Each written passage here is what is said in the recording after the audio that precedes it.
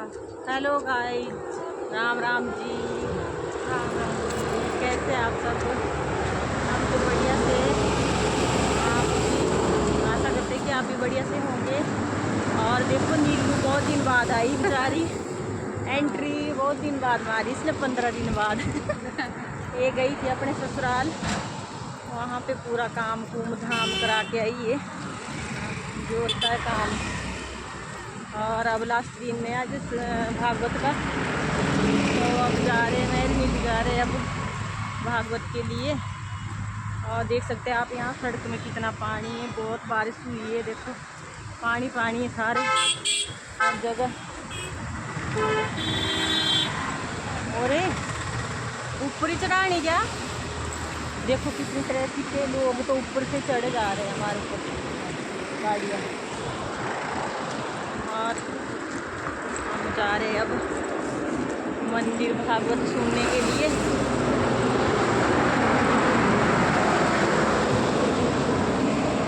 नीलू देखो कमज़ोर हो गई गाइस।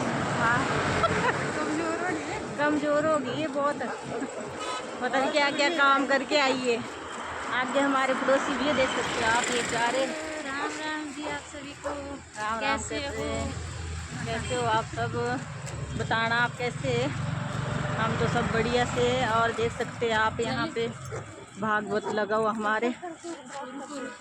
रुक जाओ, चलो। ये यहाँ पारस शिव मंदिर है हमारा, सनातन धर्म मंदिर।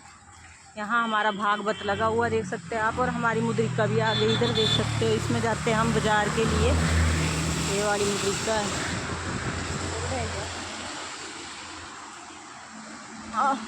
गाइस हम आ गए अब दुकान में प्रसाद लेने के लिए। यहाँ पे देख सकते हो आप, नीलू वगैरह और मेरी पड़ोसन ले रहे केले वगैरह। ए लो जी मेरे भी कटना। भागवत के लिए यहाँ पे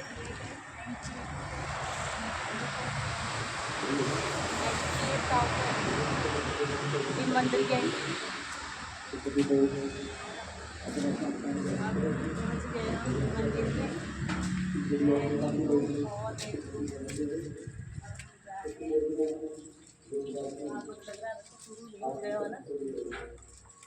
देखते जी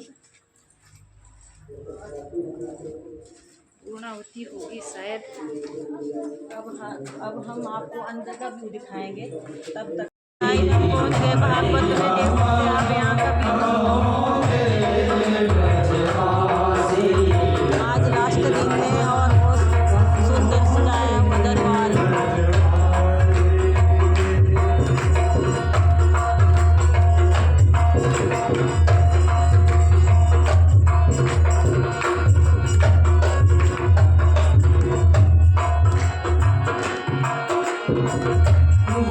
अभी ब्यास जी बैठे हुए हैं, थोड़ी देर में आएंगे ब्यास जी।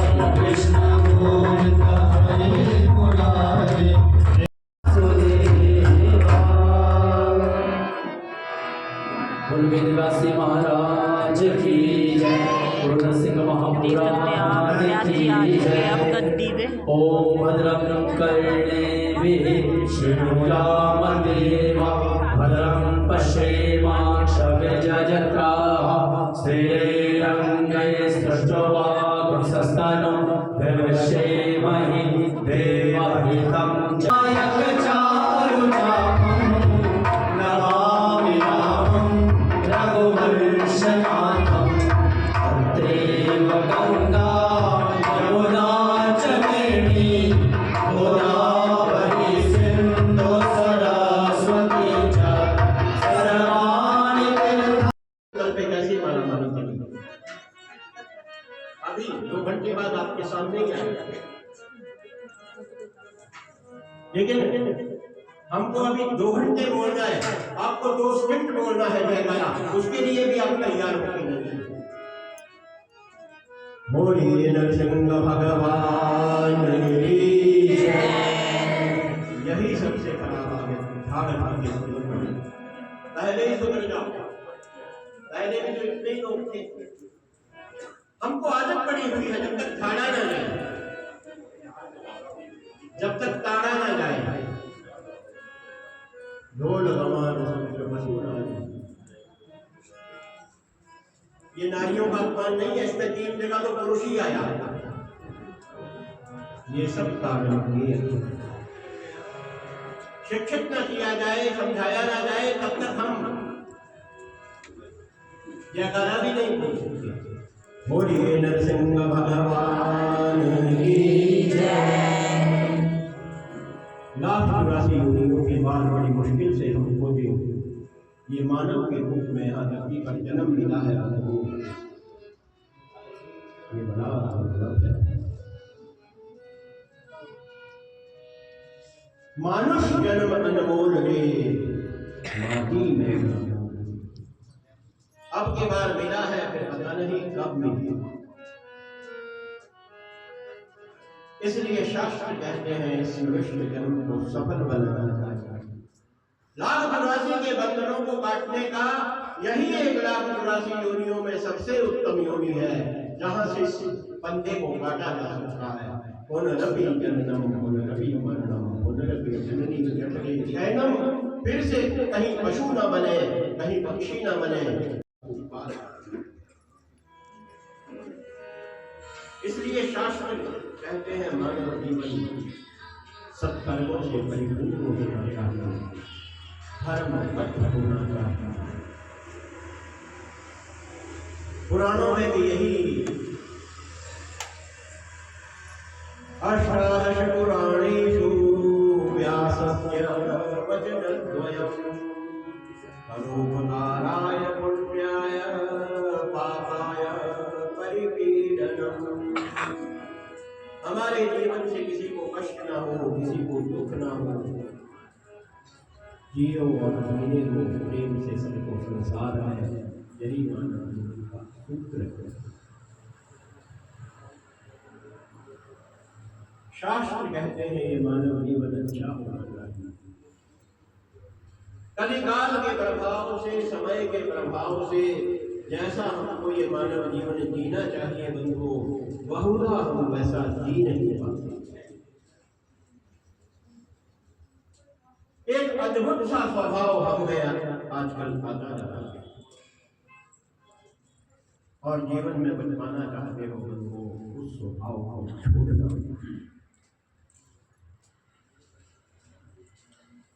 ये कौन सा स्वभाव है? जब कोई वस्तु हमसे जीवन में विलुप्त होने लगती है, छूट जाने लगती है, अलग होने लगती है, ठीक उसी समय हम उसको कसकर पकड़ने की चेष्टा करते हैं, कोशिश करते हैं। जब तक वो हमारे पास रहती है हमको उसका भान ही नहीं होता, हमको उसका मोल ही पता नहीं चलता। लेकिन जब वो हमसे दूर जाने वाली होती है तब जाते हैं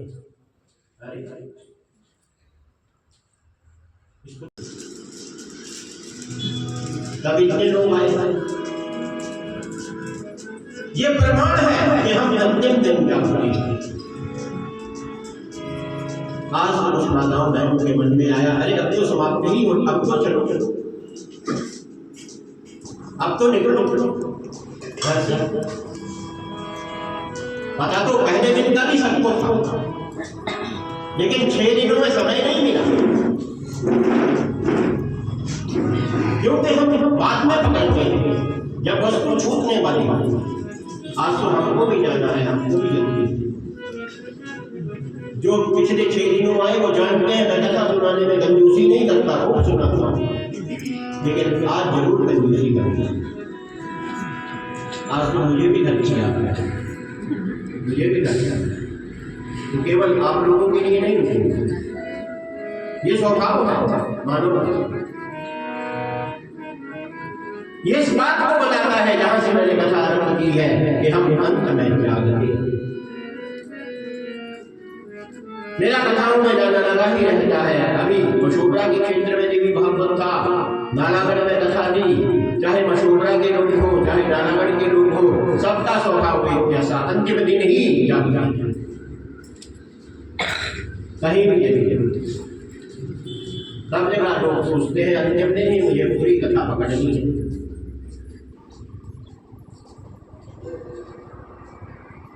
जीवन के 70 वर्ष बेकार के कामों में गुजर गए, यमराज लेने के लिए सामने खड़ा हो गया, गिड़गिड़ा रहे हैं उसके सामने। अरे भगवान, मैंने तो प्रभु नाम का सिमरन ही नहीं किया, मुझे 2 वर्ष और दे दीजिए, अब तो बस आपका ही भजन करूंगा। मैं दावे से इस बात को कह सकता हूं कि अंतिम दिनों में, अंतिम क्षण में यमराज से मांगे जाने पर आपको 2 वर्ष नहीं मिलेंगे, 2 महीने भी नहीं मिलेंगे, 2 सप्ताह भी नहीं मिलेंगे, 2 दिन भी नहीं मिलेंगे, तब तो आपको 2 घंटे भी नहीं मिलेंगे। आएगा जब रे बुलावा हरि का, छोड़ के सब कुछ तब तो वहीं से अपनी यात्रा को शुरू करना होगा। एक पौड़ी उतर ली, दूसरी रह गई, चले गए।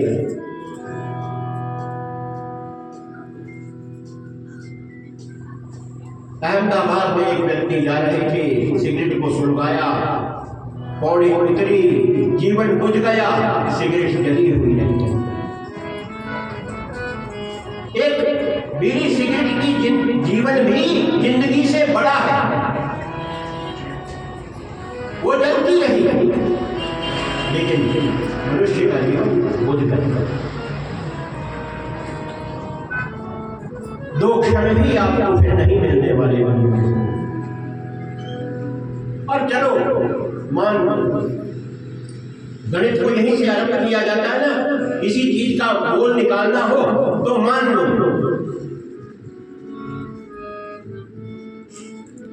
लो आपको लेने के लिए कोई ऐसा दयालु यमराज आ गया, आपके बार बार गिड़गिड़ाने पर उसने 2 वर्ष आपको दे दी।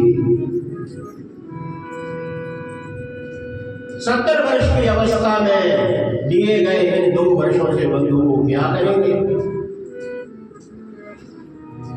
क्या 70 वर्ष में जो काम करना था वो 2 वर्ष में हो जाता है? क्या ये संभव है? अब तो खाया हुआ बचता नहीं है, आंखों से कुछ दिखता नहीं है, कानों से कुछ सुनाई नहीं है। सोते हुए सारी रात शैया पर भी खांसता रहता है। बेटा बहू भी परेशान हो गए, हम दिन रात नौकरी करते हैं, फिर घर में लगे रहते हैं, और बूढ़े पिताजी रात को सोने भी नहीं देते हैं। इनको खांसी हुई, अच्छा होगा निद्राश्रम ही होगा, हम चैन से सो तो सकेंगे। बूढ़ा मन में रोग सताए, खाट पड़ा पछताएगा। क्या करेंगे ऐसी अवस्था में? अब तो चपाती कम खा रहा है, दवाइयां ज्यादा है। किसी ने आपको 2 वर्ष दे दिए, भजन कर पाएंगे? जो 70 वर्ष में नहीं कर पाया वो 2 वर्ष लेके करेगा क्या? अगर मिल भी गए, वैसे मिलने की संभावना बहुत कम है, मिलेंगे नहीं। मिल भी गए तो करेंगे क्या? देखेंगे या उस समय कुछ किया जा सकता है? इस स्वभाव को छोड़ना होगा जो अंतिम समय में हमारे जागने का स्वभाव है। जीवन खत्म हुआ तो जीने का ढंग आया। जीवन खत्म हुआ तो जीने का ढंग आया। जीवन खत्म हुआ तो जीने का ढंग आया। जीवन खत्म हुआ तो जीने का ढंग आया। जब क्षमा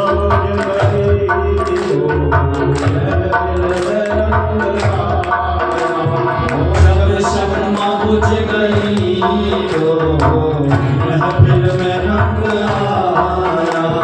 संसार की हर महफिल का ये नियम है, जैसे जैसे क्षमा जवान होती है महफिल भी जवान होती है। ये जीवन की कैसी उल्टी महफिल, जब क्षमा बुझ गई तब महफिल में रंग आया। जब जीवन खत्म होने वाला है तब समझ में आया कैसी जीवन। जब क्षमा बुझ गई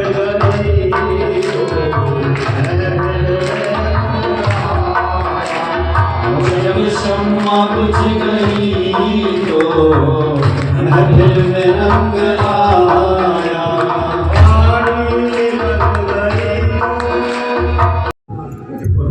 जिक्र कर फिक्र करेगा जीवन में उसके नाम का सिमरन कर, वो अपने आप तेरी सारी समस्याओं को हल दे।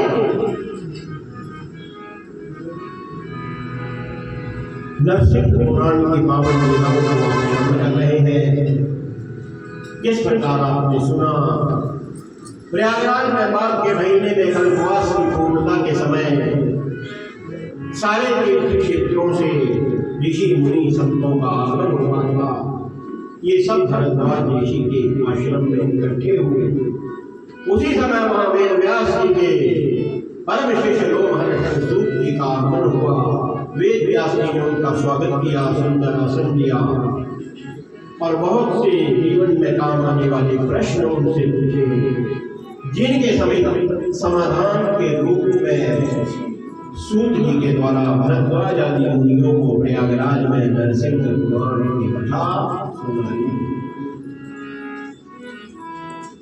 सृष्टि के निर्माण की कथा को सुनाया, मार्कंडेय के दीर्घायु होने की कथा को सुनाया, सावित्री नाम की देवी के पातिव्रत्य को सुनाया, ध्रुव बालक की कथा सुनाई, वामनावतार का वामन चरित्र सुनाया, भगवान नरसिंह के मंदिर में झाड़ू देना, लेपन करवाना, सेवा करना, इसका क्या फल होता है, जयध्वज राजा की कथा सुनाई।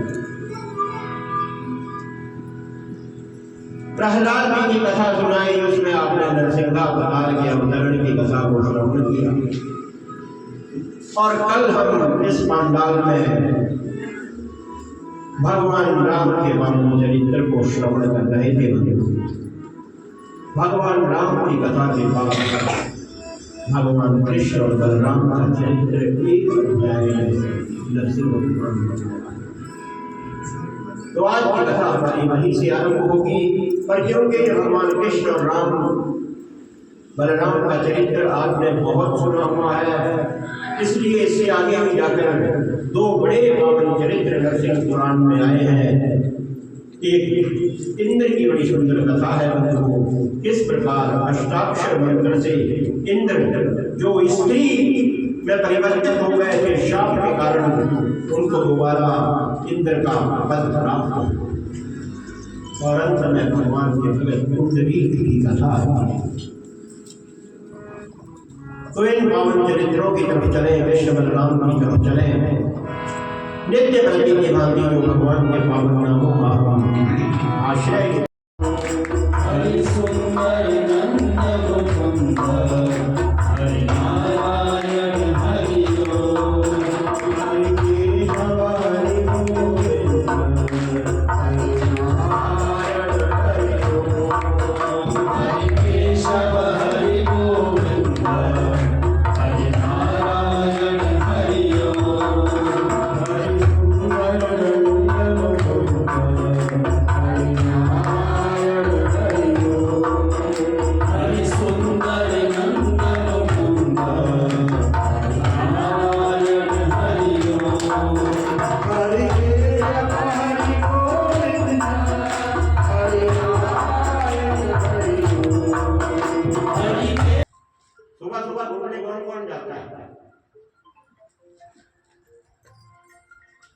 कुत्ते कितने लोगों के साथ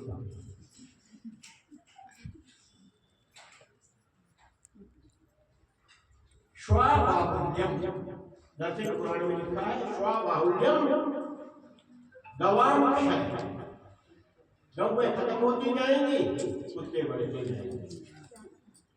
गौओं को गौशाला में भी जगह नहीं है, कुत्ते गद्दों के ऊपर भी नहीं।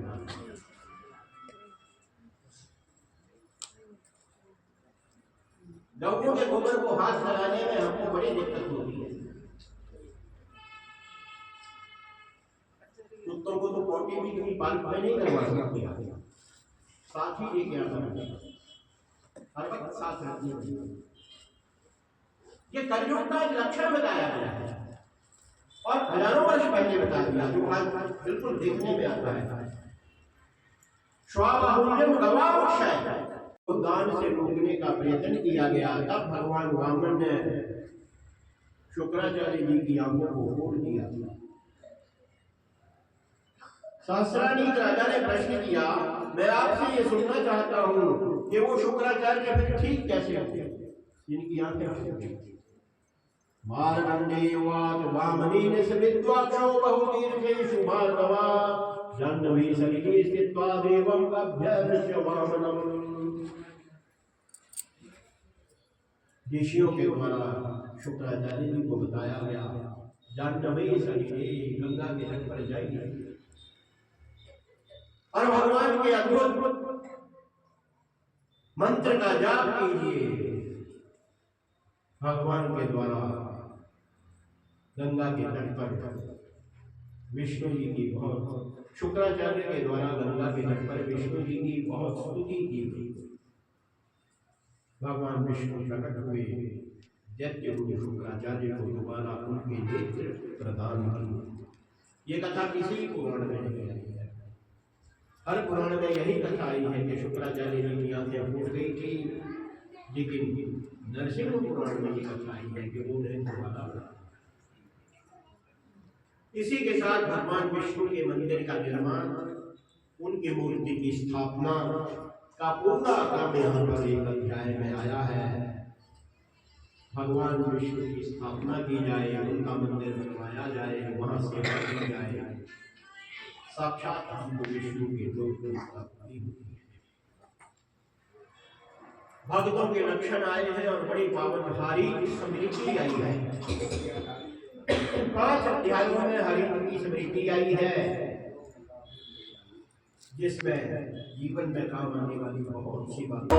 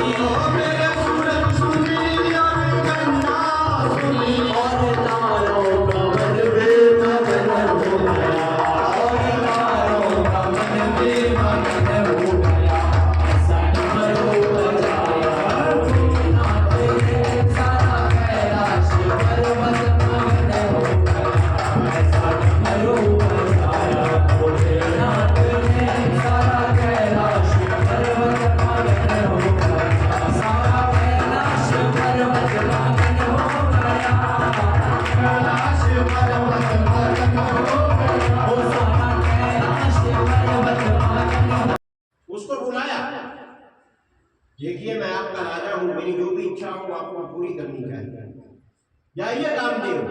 और चित्रसेना के मन में मेरे प्रति अनुराग को उत्पन्न कीजिए।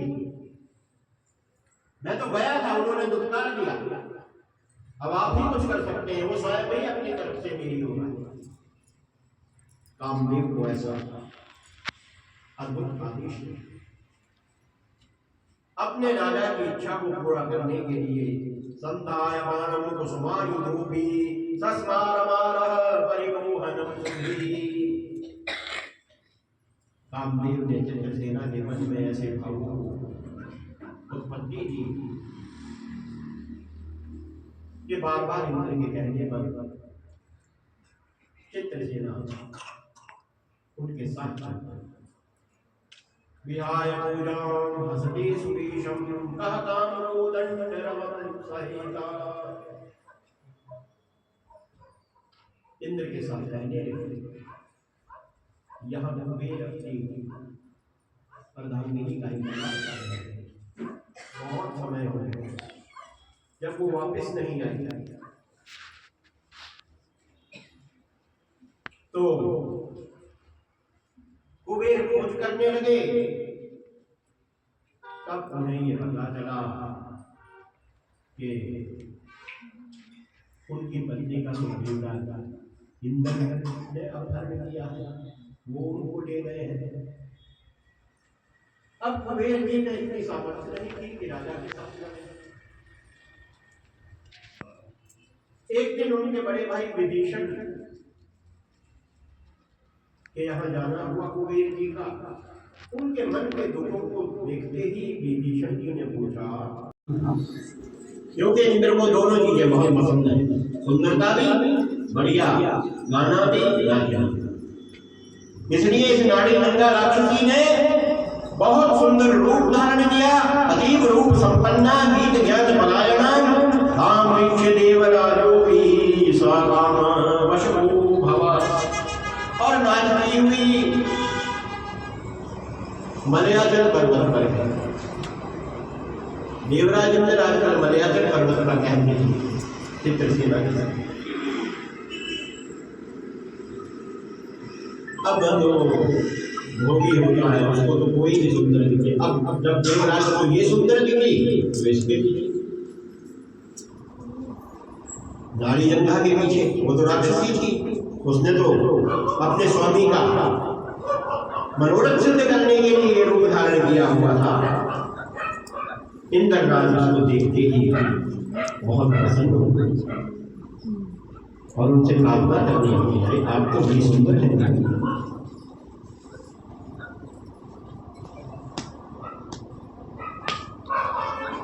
बस और आप मेरे साथ चलिए, मेरे स्वर्गलोक में चलिए। तनमंगी हुआ सुंदर सुंदर देवी के रूप में नाड़ी इंद्र को कहा, याचितं यदि मे नाथ दास्यासि की न संशया ततोहं वशगानेव भविष्यामि न संशया। मैं आपके साथ चलूंगी, पर मैंने सुना है आपकी तो बहुत सी पत्नियां हैं, पहले मुझे अपनी सब पत्नियों से परिचय करवाइए, मिलवाइए। नाड़ी नंगा सोचती थी कि इनकी पत्नियों में कहीं ना कहीं मेरे स्वामी कुबेर, मेरे स्वामी विभीषण के भाई कुबेर की पत्नी भी होगी, मैं उसको देख लूंगी। तो सारा इंद्र ने काम के वशीभूत होकर नाड़ी नंगा की सारी बातें अनुमान। जैसे ही उनकी पत्नियों को देखने की इच्छा की, स्वर्ग में सारी पत्नियों को बता दिया, पर मैं तो चित्रसेना नहीं थी कुबेर की पत्नी। तो नाड़ी नंगा ने कह दिया कि आपने मुझसे छल किया है, सारी पत्नियों को नहीं बताया। आपकी एक पत्नी भी अभी कहीं ना कहीं छुपी हुई है, बताइए वो कहाँ। इंद्र ने बता दिया, वो मलयाचल पर्वत पर है और वहां जाकर चित्रसेना को देखा, अपने स्वामी को भी बता दिया। और अब इसी समय जब इंद्र और नाड़ी गंगा सुंदर अप्सरा के वेश में जा रहे थे। चित्रसेना से मिलने के लिए मलयाचल पर्वत पर उधर से नारद जी आ गया। इंद्र ने प्रणाम किया और देवऋषि नारद जी को नाड़ी गंगा राक्षसी के रूप में दिखाई दी। वो सब सच समझ गए, ये तो विभीषण की सेविका है, राक्षसी है। इंद्र के अभिवादन का जवाब दिया और फिर नाड़ी गंगा से पूछा, आजकल आप यहाँ क्या कर रही हैं? अच्छा, आपके स्वामी विभीषण की यात्रा ठीक है? इंद्र हैरान हुए, इसने अप्सरा का रूप धारण किया पर ये वास्तव में राक्षसी है। बस अब तो बंधु। उसी समय इंद्र के द्वारा मलयाचल पर्वत पर इस नाड़ी गंगा को पेश से पकड़ के उसकी हत्या करने लगे। अरे दुष्टा, तूने मुझे छल किया है। इससे पहले कि इंद्र उस नाड़ी गंगा की हत्या करके दृढ़बिंदु नाम के ऋषि का वहां आश्रम था वो प्रकट हो गए। अरे देवराज, ये स्त्री को मारने की चेष्टा क्यों कर रहे हो मेरे आश्रम में? इंद्र ने कहा, इसने मेरे साथ छल किया है। दृढ़बिंदु ने कहा, तो भी मैं इसको मारने नहीं दूंगा, मेरे आश्रम में कोई स्त्री की हत्या नहीं कर सकता। इंद्र जब तक भी नहीं माने, उन्होंने नाड़ी गंगा की हत्या कर दी। दृढ़बिंदु ऋषि ने उसी समय देवराज इंद्र को स्त्री बनने का श्राप। अब देवराज इंद्र महिला बन गए। अब इस डर से न स्वर्ग में वापस जा पाए, न कहीं जा पाए, वो स्त्री के रूप में या छुप रहे हैं जगह। फिर बाद में दृढ़बिंदु के शरण में गए, ऋषिवर मेरी गलती को क्षमा करें। फिर ये बता, इधर स्वर्ग लोक में इंद्र की खोज होने लगी, इंद्र कहीं ना मिले। कैलाश पर्वत पर जब इंद्राणी अपनी सहेलियों के साथ गई, तब पार्वती जी से निवेदन किया, मेरे पति आजकल गुम है। तो पार्वती जी ने असलियत बताई, तो मलयाचल पर्वत में आजकल दृढ़बिंदु के आश्रम में महिला बनी हुई। जाइए दृढ़बिंदु ऋषि के पास, उनसे प्रार्थना कीजिए कि मेरे पति को वापस कीजिए, तब वो कोई उपाय बताएंगे और आपका पति दोबारा आपको प्राप्त करेगा। दृढ़बिंदु के आश्रम में शची यानी इंद्र की पत्नी अपनी सहेलियों के साथ गई, प्रार्थना की अपने पति को वापस पाने की। दृढ़बिंदु ऋषि ने ही उपाय बताया, भगवान के अष्टाक्षर मंत्र का जाप कीजिए, आपका स्त्रीत्व नष्ट होगा, आप स्वर्गराज इंद्र के रूप में स्थापित होंगे। इसी के साथ साथ भगवान विष्णु के भक्त कुंडली की अंतिम कथा आई है, जो बहुत ही बड़े भगवान विष्णु के भक्त हुए और सब कुछ भगवान विष्णु की ही उपासना किया करते थे, विष्णु का ही ध्यान किया करते थे, विष्णु को ही भजा करते थे। जो कुछ भी चाहिए वो भगवान विष्णु के चरणों में उनको प्राप्त होता था। बोलिए वृंदावन किस बात की कमी है,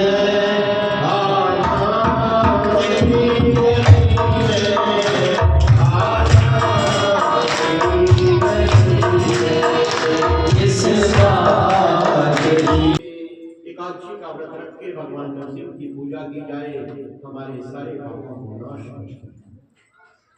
हस्तयुक्ते अर्घदिवसे सौरनक्तं समाचरति, स्नात्वा अर्घमध्ये विष्णुं यज्ञाचारोवात् प्रमुच्यते।